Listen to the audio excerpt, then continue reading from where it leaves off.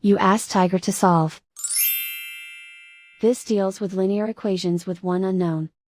The final result is x equals 2. Let's solve it step by step. Simplify the expression. Expand the parentheses. Simplify the arithmetic. Group all x terms on the left side of the equation. Subtract 9x from both sides. Group like terms.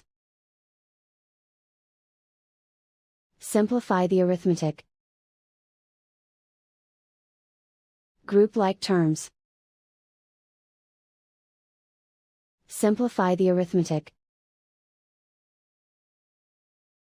Group all constants on the right side of the equation.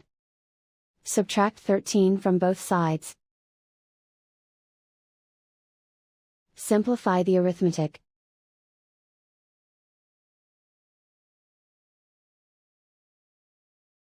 Isolate the x. Divide both sides by -11. Cancel out the negatives. Simplify the fraction. Cancel out the negatives. Find the greatest common factor of the numerator and denominator. Factor out and cancel the greatest common factor. And so the final result is x equals 2.